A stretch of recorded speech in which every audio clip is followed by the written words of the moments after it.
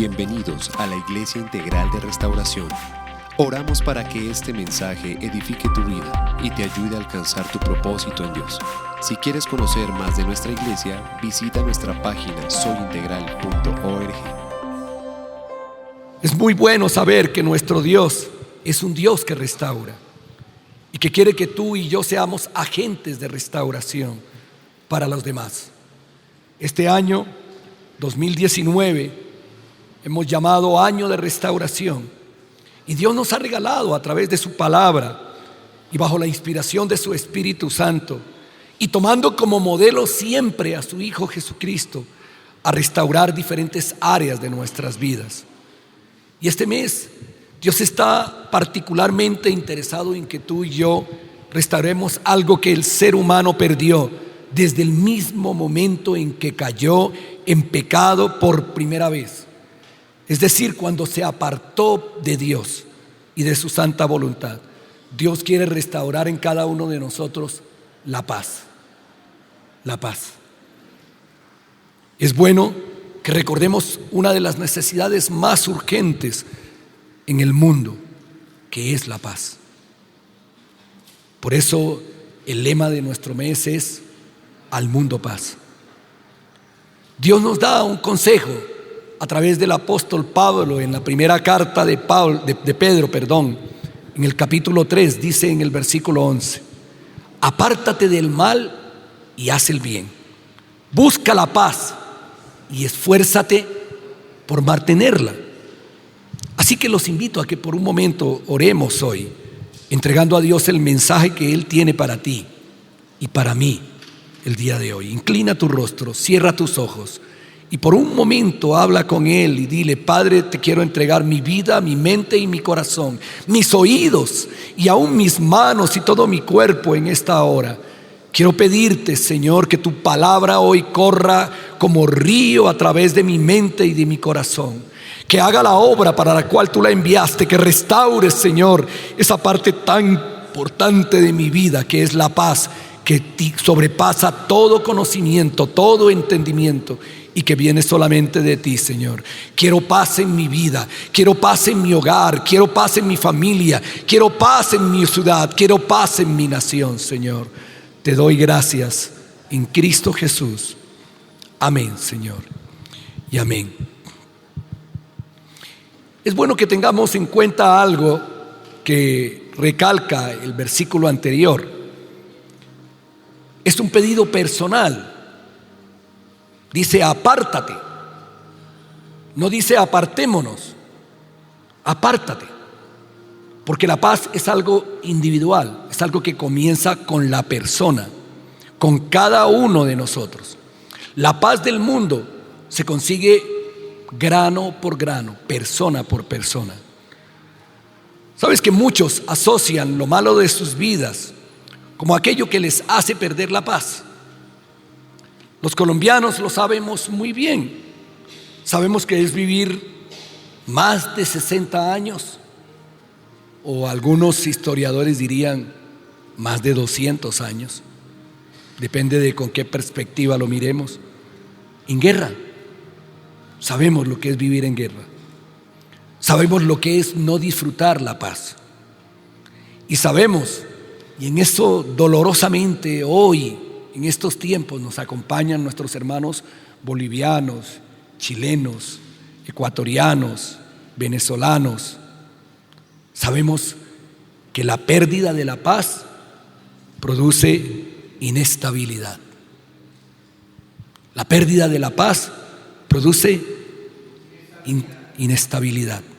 Las leyes, las normas, las propuestas y los proyectos de gobierno cambian con cada gobernante. Nos causa inestabilidad, nos produce incertidumbre la pérdida de la paz. Siempre estamos preguntándonos qué nos depara el futuro. La pérdida de la paz nos produce inseguridad. Sobran las palabras.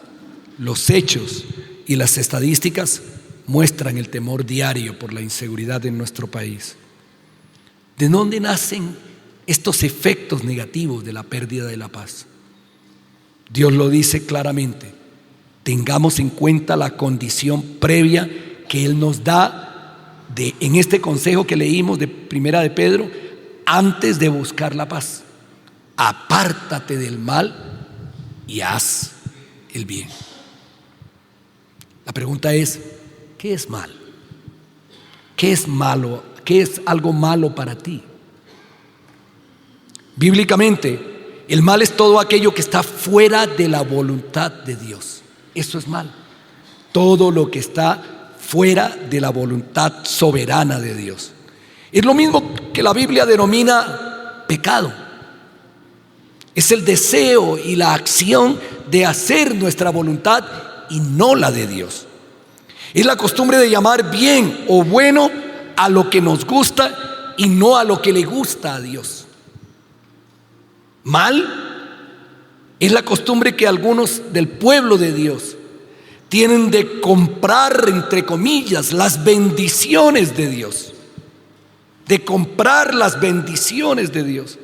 Es decir, comprarle a Dios lo que creemos y creemos que es lo mejor para nosotros. Por ejemplo, Señor, lo que yo más deseo es salir de deudas.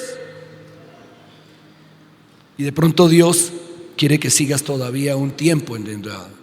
Señor, yo quiero salir de esa casa, y Dios quiere que sigas en esa casa. Señor, yo me quiero ir de esa iglesia, y Dios quiere que tú estés todavía en esa iglesia. ¿Aló? Señor, quiero que me cambies de mujer, y te pasa como Lot. ¿Tú sabes qué pasó con Lot? Perdió los hijos, perdió el ganado, perdió los siervos, perdió la tierra, perdió la salud. ¿Sabes qué fue lo único que no perdió? La mujer. Le mantuvo la misma durante todos los 42 capítulos de Job. Porque acostumbramos y queremos comprarle a Dios las bendiciones, lo que creemos que es algo bueno, y queremos comprarlo por medio de pactos y de promesas de dinero entregadas a los pastores. Hoy dolorosamente recordaba, cuando preparaba este mensaje, el comentario que me hacía un siervo que conocí de una iglesia, y me decía: yo cuando voy a la iglesia voy sin anillos, sin relojes, sin cadenas, sin aretes, sin pulseras, porque cuando salgo me siento tan miserable de no haber dejado algo de eso allí, que prefiero dejarlo en la casa primero, porque se ha manipulado que las bendiciones, que lo bueno es lo que yo le pido a Dios. Y eso que le estás pidiendo a Dios, pregúntale si es lo que Dios quiere, o Dios quiere que estés todavía en el pozo cenagoso. Él te va a sacar, pero a su tiempo y a su manera, no a la tuya, no comprando las bendiciones de Dios. Como Dios nos enseñará a través de su mensaje el día de hoy, bendición es buscar a Dios. Eso sí que es bendición. Lo bueno es aceptar y hacer su voluntad.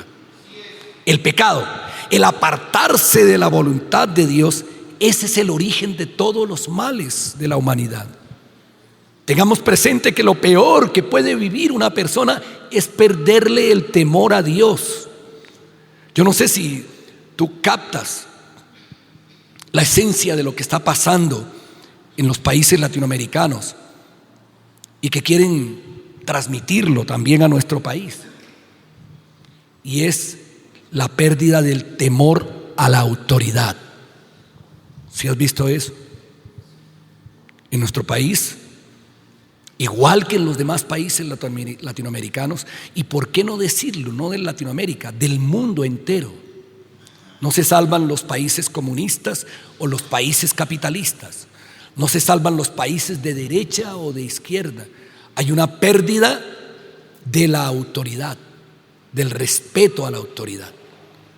La Biblia dice que el temor, la sabiduría, es el temor a Jehová, el temor a Dios. El temor a Dios es el miedo a desobedecer a Dios, que es la máxima autoridad. Hoy día Nuestros jóvenes se enfrentan a la policía en cualquier lugar del mundo sin respetar la autoridad. No tienen temor de la autoridad y tampoco tienen temor de Dios.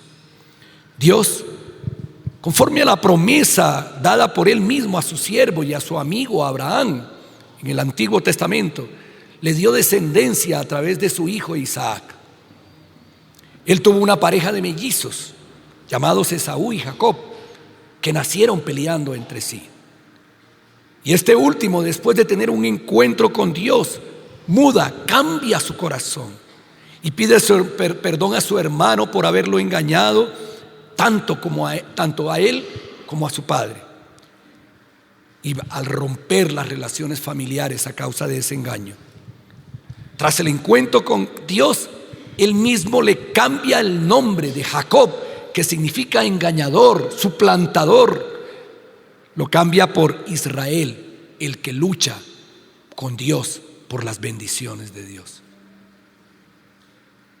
Es a Israel, es a la descendencia de Israel, es a las 12 tribus de Israel, de la cual proviene nuestro Señor Jesucristo, a quien Dios lo llama el pueblo escogido de Dios. No por merecimientos, no porque fuera mejor que otros. Dios en su gracia decidió escoger a ese pueblo para que de allí viniera el plan de salvación para ti y para mí. Así como Dios te escogió para salvación sin que tú lo merecieras.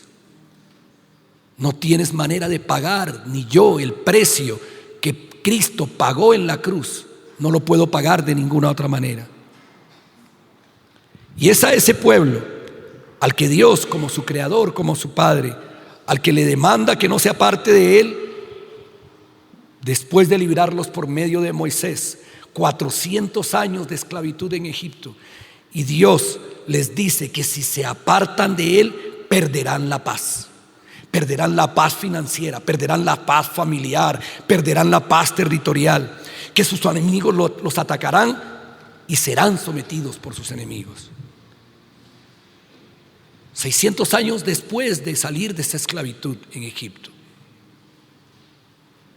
o sea, del Éxodo, donde participó Moisés, aproximadamente en el año 620 antes de Cristo, después de haber recibido esa advertencia de Dios de no apartarse de él porque serían sometidos por sus enemigos, después de haber pasado por una división del reino de Israel, después de Salomón, y de luchas internas por causa del pecado de sus reyes,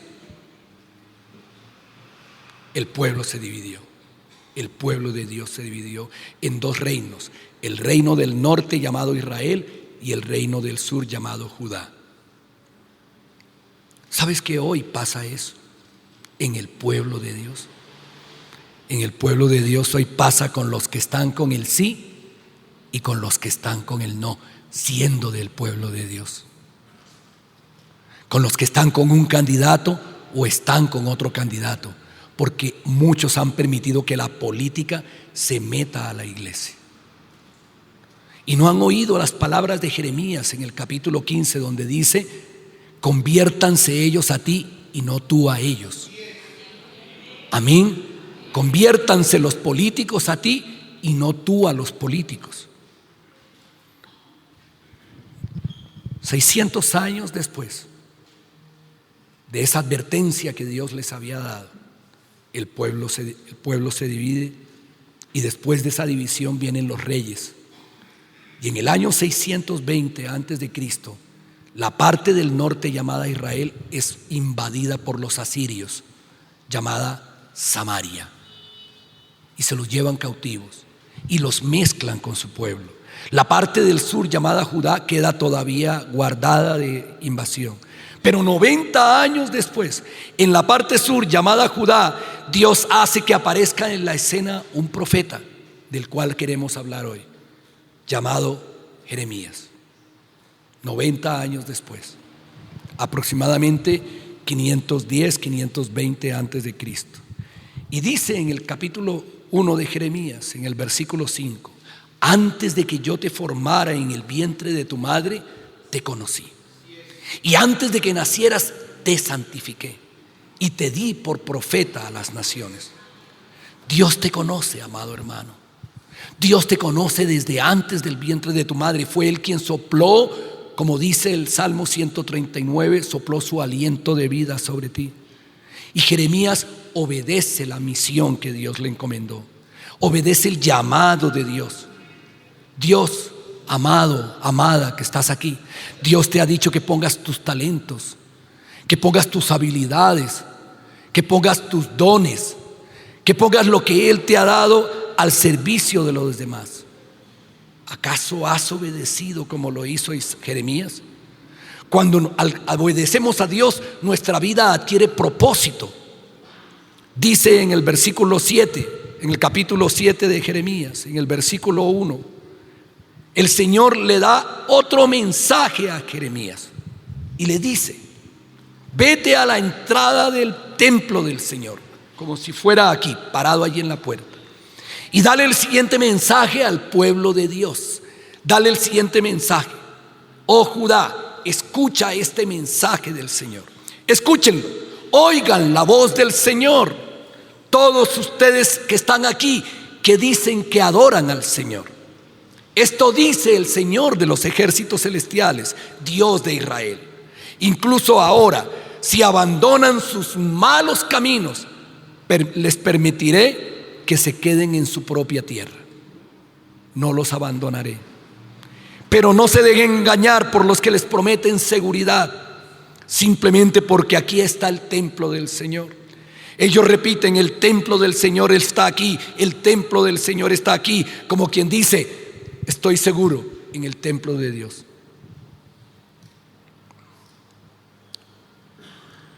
Pero seré misericordioso, no porque estés en el templo del Señor, solamente si abandonan sus malos pensamientos y sus malas acciones y comienzan a tratarse el uno al otro con justicia. No porque vengas al templo, no porque saques el celular y chatees en el templo y hagas creer a los demás que estás leyendo la Biblia. No por eso. Si dejan de explotar a los extranjeros, a los hermanos venezolanos que llegan clamando por un mendrugo de pan o por un puesto de trabajo, a los huérfanos y a las viudas, si dejan de asesinar y si dejan de dañarse ustedes mismos al rendir culto a los ídolos, entonces les permitiré quedarse en esta tierra que les di a sus antepasados para siempre. No se dejen engañar, ni crean que nunca tendrán que sufrir porque el templo esté aquí o ustedes estén aquí en el templo. ¿De verdad piensan que pueden robar, matar, cometer adulterio, mentir y quemar incienso a otros dioses que tienen? Y luego venir y presentarse delante de mí en mi templo a repetir: ¿estamos a salvo? Solo para irse a cometer nuevamente las mismas maldades. ¿Aló, iglesia? No escucho un aleluya.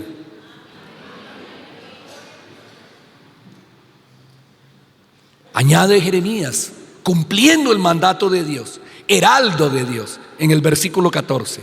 Entonces, tal como destruí a Silo, ahora también destruiré a este templo que lleva mi nombre, este templo al que acuden en busca de ayuda, este lugar que les di a ustedes, y los enviaré al desierto fuera de mi vista, así como hice con sus parientes el pueblo de Israel, o sea, el reino del norte. Y le dice a Jeremías: Jeremías, no ores, no llores, diría yo, porque a él lo llaman el profeta llorón, algunos, ¿no? Porque escribió el libro de Jeremías y escribió el libro de Lamentaciones. 3 veces Jeremías le clama a Dios por el pueblo de Israel, 3 veces. Y las 3 veces Dios le dice: Jeremías, no ores más por este pueblo, no llores ni ores por ellos, y no me supliques que los ayude, porque no te escucharé. Porque el padre que ama a sus hijos los disciplina, los reprende. ¿Aló? ¿Amas a tus hijos? Repréndelos.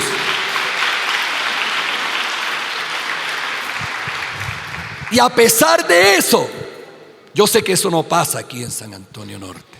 A pesar de eso, la Escritura dice que no escucharon.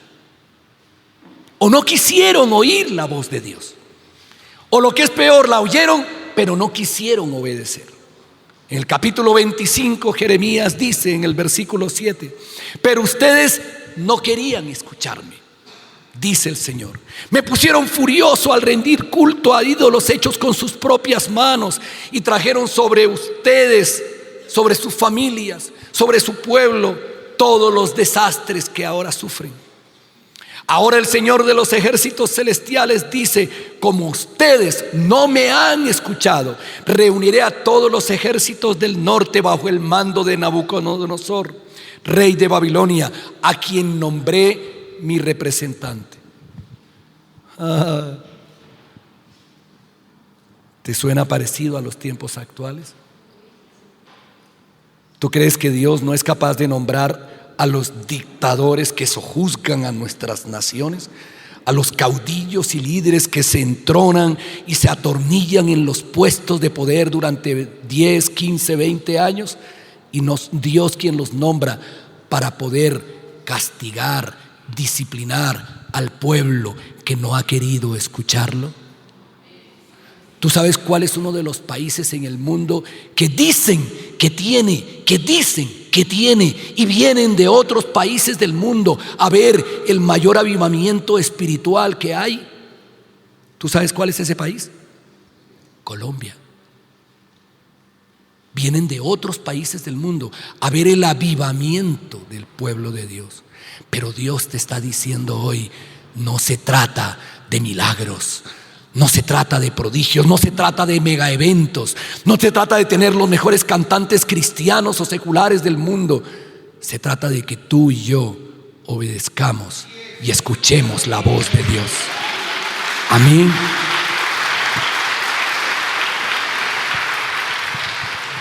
Los traeré contra esta tierra, contra su gente y contra las naciones vecinas. ¿Aló? ¿Tienes temor de que nuestra nación se convierta en otra Venezuela? Que nos pegue la brisita, como dice Diosdado Cabello, la brisita de la revolución venezolana, bolivariana. Busca al Señor, escucha al Señor. Hazlo a la manera de Dios. A ustedes los destruiré por completo y los convertiré en objeto de horror, desprecio y ruina para siempre. Quitaré de ustedes la risa y las canciones alegres. No se oirán más las voces felices de los novios ni de las novias. Las piedras de molino se callarán y las luces de las casas se apagarán, como ocurre por causa de Telecaribe en la costa o en Venezuela por culpa de Trump. Eso dice Maduro. No habrá luz en las casas. Toda la tierra se convertirá en una desolada tierra baldía. Israel y las naciones vecinas servirán al rey de Babilonia por 70 años. Eso se llamó el tiempo de la cautividad. Finalmente, la profecía se cumplió. Nabucodonosor invadió 2 veces a Jerusalén.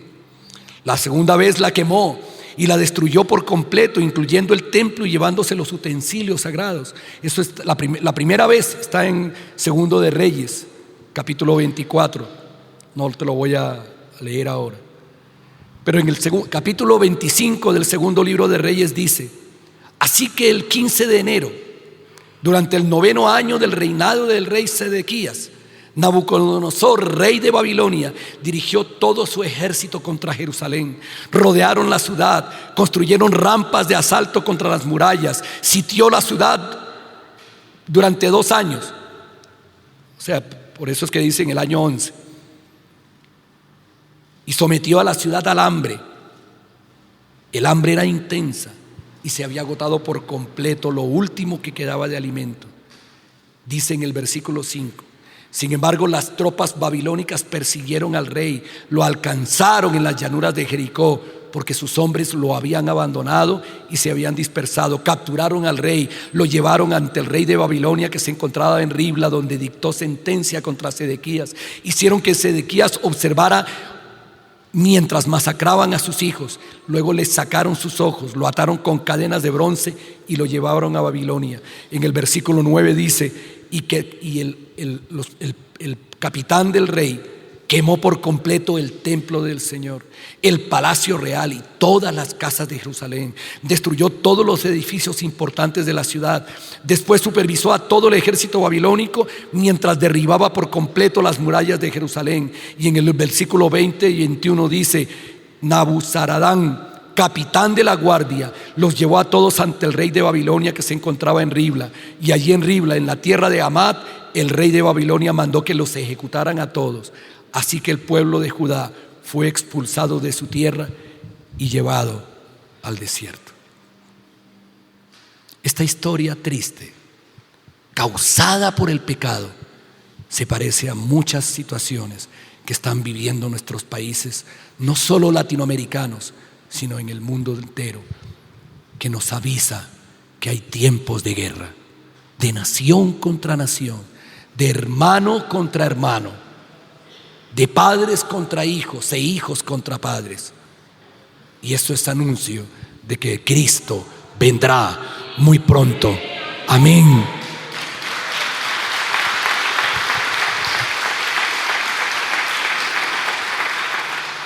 Esta historia nos muestra las consecuencias de desechar la voz de Dios. Cuando los gobernantes pecan y el pueblo, tanto el que sigue como el que no sigue al Señor, entregan su confianza en ellos, acarrean sobre sí mismos las consecuencias del pecado o el de sus gobernantes, y siempre vivirán en incertidumbre, en inestabilidad y en inseguridad. Pero quiero que recordemos el amor. Quiero que recordemos la misericordia. Quiero que recordemos la bondad de nuestro Dios. Él habla a través de Jeremías y nos dice que aún a pesar de las circunstancias, de las consecuencias de nuestros pecados o de nuestros padres, Él siempre ofrecerá el camino, los principios, para que en medio de las dificultades Él traiga la paz que vence la inestabilidad y que trae estabilidad. La paz que vence la incertidumbre y trae certeza y fe. La paz que vence la inseguridad y trae seguridad y salvación. Y por eso es que en el capítulo 29 Jeremías dice: estas son las palabras de la carta que el profeta Jeremías envió de Jerusalén a los ancianos que habían quedado de los que fueron transportados, o sea, de los que fueron llevados cautivos. Le escribió una carta a los que quedaron, a los pobres que quedaron, y a los sacerdotes y a profetas y a todo el pueblo que Nabucodonosor llevó cautivo de Jerusalén a Babilonia, por mano de Elasa, hijo de Safán, y de Gemarías, hijo de Hilcías, a quienes envió Sedequías, rey de Judá. Y añade una promesa en el versículo 11 de ese capítulo: porque yo sé los pensamientos que tengo acerca de ustedes, dice el Señor. Yo sé los planes, a pesar de todo lo difícil que estén pasando, a pesar de las dificultades propias de la guerra, de las consecuencias de sus pecados. A pesar de eso, en mi misericordia, en mi amor eterno, en mi bondad, yo sé los pensamientos que tengo para ustedes: pensamientos de paz y no de mal, para darles el fin que ustedes esperan. Esa es una promesa de Dios, a pesar de las circunstancias que rodeaban a los cautivos, pero también es una promesa para los que hemos venido hoy a adorar y a escuchar y a obedecer la voz de Dios. Quiero que veamos, porque fueron familias las que sufrieron los rigores de su desobediencia, 3 principios rápidamente que nos llevan a tener paz. El primero de ellos, allí en ese capítulo 29: mi familia tiene paz cuando trabajamos por la paz. Mi familia tiene paz cuando ¿qué? Cuando trabajamos por la paz. Dios dice, versículo 4, así ha dicho Jehová de los ejércitos, a los que están cautivos en Babilonia, a los que están viviendo las consecuencias de su pecado, la guerra. Dios de Israel, a todos los de la cautividad que hice transportar de Jerusalén a Babilonia, edifiquen casas y habítenlas, planten huertos y coman del fruto de ellos, cásense y engendren hijos e hijas, den mujeres a sus hijos y den maridos a sus hijas, para que tengan hijos e hijas y multiplíquense ahí y no disminuyan. ¿Sabes? Lo más fácil cuando estamos pasando las consecuencias del pecado, ¿sabes qué es? Quejarse, lamentarse. De hecho, Jeremías escribió un libro que se llama Lamentaciones, lamentándose de todo lo que pasaba con el pueblo de Israel. Pero Dios dice que no te lamentes. Dios dice que no que practiques la quejabanza, sino la alabanza. ¿Aló? Y Dios dice que trabajes, que hagas lo que tienes que hacer, que trabajes. Juan en el capítulo 5 dice que Jesús le respondió a los fariseos cuando lo cuestionaron y les dijo en el versículo 17, y Jesús le respondió, mi Padre hasta ahora trabaja y yo trabajo. Y Pablo añade, el que no trabaja, que no coma. Las cosas buenas se luchan, las cosas buenas se trabajan. Dios les dice a las familias que en vez de quejarse, trabajen. Y hoy hay muchos que son más dados a las protestas, a las quejas, a los paros y a no dejar trabajar a los que quieren trabajar. Y Dios les dice, ¿quieren la paz? Trabajen por la paz. Construyan, edifiquen, no destruyan. Edifiquen sus casas, habiten sus casas de verdad. ¿Quieres paz? ¿Quieres paz en tu familia? Trabaja por tu familia. Cuando estés en casa, que sea estar en casa. Que todos sientan que realmente estás en casa. ¿Quieres una familia en paz? Dios dice, ten hijos. Mira, me llamó la atención esto.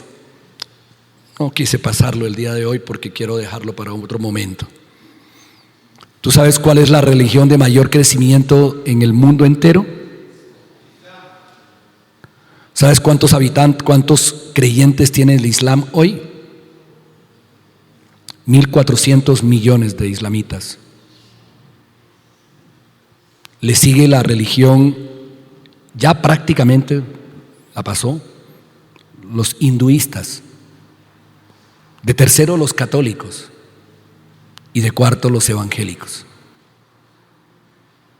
¿Y sabes por qué no crecen los católicos y los evangélicos? Además de muchas otras razones de no escuchar la voz de Dios. Porque nos creímos el cuento de que no debemos tener hijos.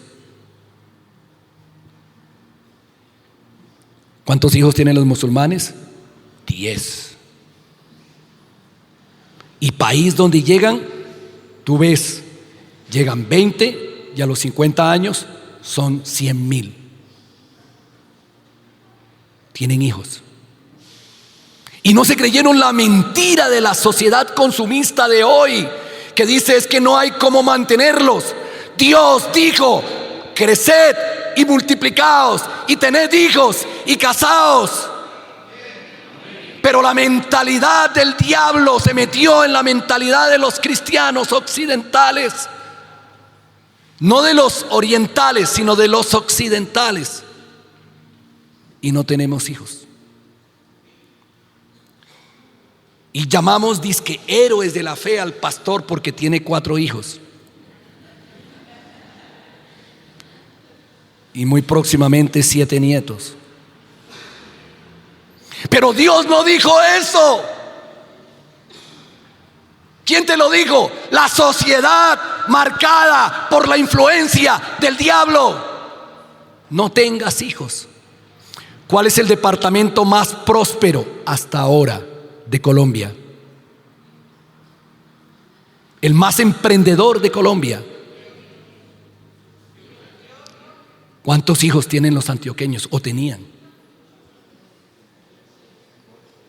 8, 10, 12.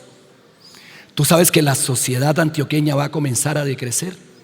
Porque ahora los antioqueños tienen solamente 1 o 2. Pero cuando tuvieron 10 o 12, porque el principio de Dios es: trabaja. No le tengas miedo al trabajo. Es que tengo que trabajar muy duro.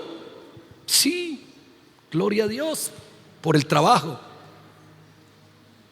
Gloria a Dios por el trabajo. ¿Quiénes le dan gracias a Dios por tener un trabajo? Segundo punto, y quiero ojalá acercarme a terminar pronto. ¿Entendiste el mensaje? Ten hijos. Ten hijos.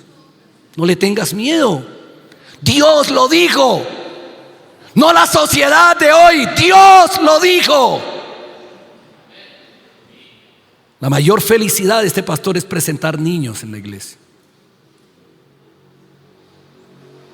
Así que no le tengas miedo. Mi familia tiene paz cuando oramos por los que quieren quitarnos la paz. Se me olvidó algo que quería comentarte. Ayer un hermano, Mauricio González, estaba encargado de recibir a unas personas que iban a hacer una actividad aquí en la iglesia de mantenimiento, y nos llama muy a las 6:30 de la mañana, manda un mensaje de WhatsApp: auxilio, ayúdenme, estoy en la iglesia solo, la iglesia se inundó. Más o menos 10 a 15 centímetros, de pronto más, estaba inundado totalmente el templo desde la mitad hacia acá. Se había roto una tubería del baño. Nosotros no tenemos sistema de alcantarillado, tenemos una poza. La poza estaba llena. Venían a desocupar la poza precisamente ayer en la mañana. Y él estaba desesperado, y comenzamos a mandar WhatsApp por todos los grupos de WhatsApp de la iglesia. Y al cabo de un rato teníamos cerca de 30 hermanos aquí trabajando para la casa de Dios. Una de nuestras hermanas me dijo, mi hermanita Elda me dijo: yo me levanté dispuesta a hacer aseo en mi casa, pero Dios me dijo: no es en tu casa, es en mi casa. Y aquí la tuvimos.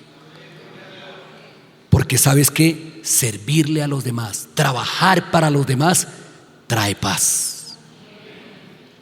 Y lo que podía parecer algo duro se convirtió en algo de gozo para todos nosotros. Amén. Mi familia tiene paz cuando oramos por los que quieren quitarnos la paz. Dice en el versículo 7: y procuren la paz de la ciudad a la cual los hice transportar, y rueguen por ella a Jehová, porque en su paz ustedes tendrán paz. Amén. Rueguen, oren por ella, por su ciudad.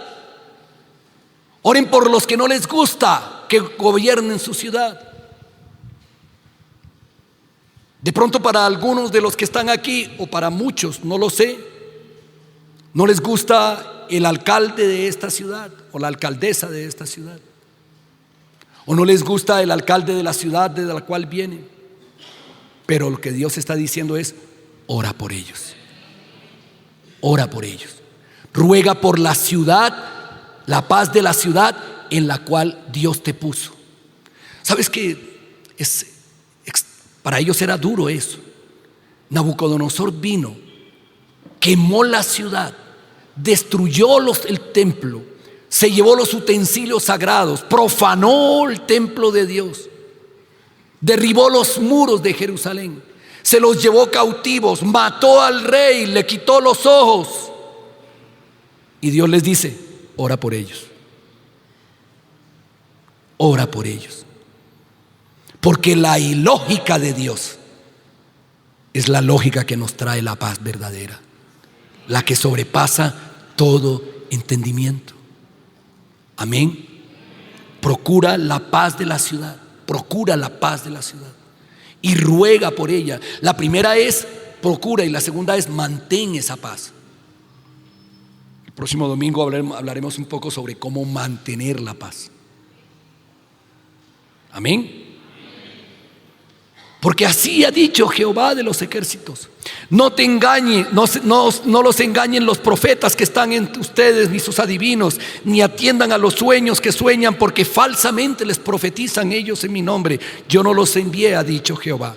Mateo dice en el capítulo 5, en el versículo 43: han oído que la ley dice: ama a tu prójimo y odia a tu enemigo. Pero yo les digo, dice Jesús, Él es mi modelo, Él es mi modelo de paz. Ama a tus enemigos, ora por los que te persiguen. De esa manera estarás actuando como un verdadero hijo de tu Padre que está en el cielo, pues Él da luz de su sol tanto a los malos como a los buenos, y envía la lluvia sobre los justos y los injustos por igual. Si solo amas a los que te aman, ¿qué recompensa hay? Por eso hasta los corruptos cobradores de impuestos hacen lo mismo. Si eres amable solo con tus amigos, ¿en qué te diferencias de cualquier otro? Hasta los paganos hacen lo mismo. Pero tú debes ser perfecto como tu Padre en el cielo es perfecto. ¿Aló? ¿Quieres tener paz en tu familia? Ten paciencia. Ten misericordia con los de tu casa y con los que no son de tu casa. No enseñes a tus hijos a odiar, a criticar, a destruir, a colarse en Transmilenio. ¿Aló? A pasarse el semáforo en rojo, a zigzaguear con la moto, a pasarse los semáforos con las bicicletas. ¿Aló? Y por último, mi familia tiene paz cuando busco a Dios y acepto su voluntad. Dice en el versículo 11: porque yo sé los pensamientos que tengo acerca de ustedes, pensamientos de paz y no de mal, para darles el fin que esperan. Entonces me invocarán y vendrán a mí y orarán a mí, y yo los oiré. No como ustedes que no me oyeron a mí, me oirán a mí, y me buscarán y me hallarán, porque me buscarán de todo su corazón. Y seré hallado por ustedes, dice Jehová, y haré volver vuestra cautividad, y los reuniré de todas las naciones y de todos los lugares a donde los arrojé, dice Jehová, y los haré volver al lugar de donde los hice llevar. Ese es nuestro Dios. Ese es nuestro Señor. Si no hubiera existido cautividad, no tendríamos el mensaje de Nehemías. Si no hubiese existido cautividad, no tendríamos al profeta Esdras. Si no hubiese existido cautividad, no tendríamos a Daniel. ¿Aló? ¿Sabes qué aprendieron los judíos en los 70 años de cautividad? A que no podían, a pesar del orgullo que sentían ellos del templo de Salomón, el cual fue destruido por Dios, porque usó a Nabucodonosor como instrumento suyo. A pesar del orgullo que sentían por su templo, donde ellos decían: aquí está la presencia de Dios, y sí estaba, pero no era el único lugar. En la cautividad en Babilonia tuvieron que reunirse en casas, y nacieron las sinagogas. Porque donde 2 o 3, como tú o como yo, nos reunimos a buscar de corazón al Señor, allí está el Espíritu de Dios. Y donde está el Espíritu de Dios, allí hay libertad.